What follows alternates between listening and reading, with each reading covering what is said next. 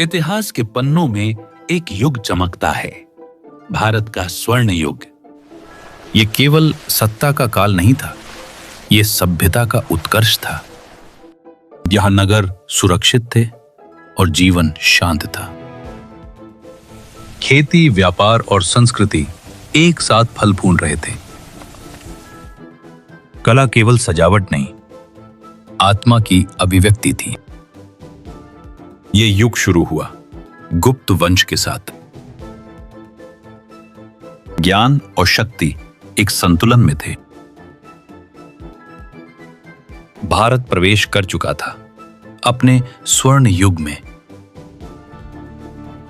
मगध की भूमि से एक महान सम्राट उठा। उनका नाम था समुद्रगुप्त। इतिहास उन्हें कहता है भारत का नेपोलियन। उनकी मुद्राओं पर तलवार नहीं, वीणा थी।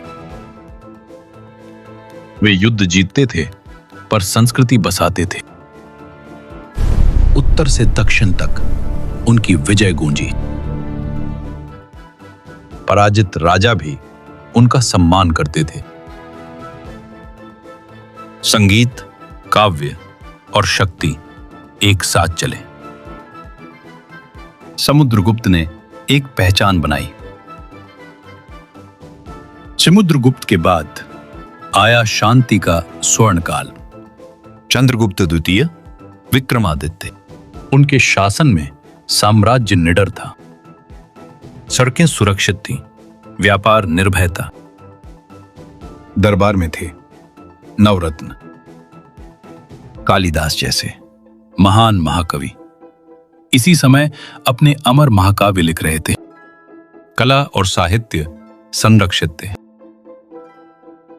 विदेशी दूत भारत से प्रभावित थे।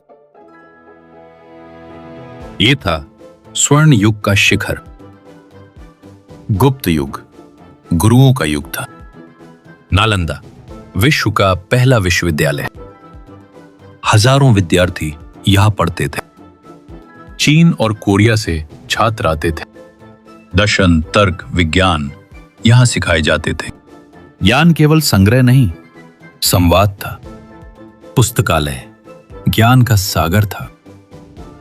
भारत तब विश्वगुरु था। ये युग विज्ञान का भी था।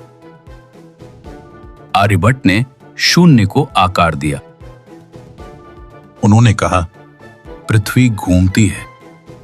खगोल शास्त्र नई दिशा में बढ़ा। आयुर्वेद वैज्ञानिक पद्धति बना। धातु विज्ञान असाधारण था। दिल्ली का लौह स्तंभ आज भी अडिग है। 1600 वर्षों से बिना जंग लगे। यह विज्ञान की अमर विरासत है। भारत का व्यापार रोम तक फैला था। फाहियन ने शांति का वर्णन किया। सोना आता था, ज्ञान जाता था। पर समय एक सा नहीं रहता। हूण आक्रमण सीमाओं पर पहुंचे। साम्राज्य गिरा, संस्कृति नहीं। गुप्त युग जीवित है हमारे विचारों में।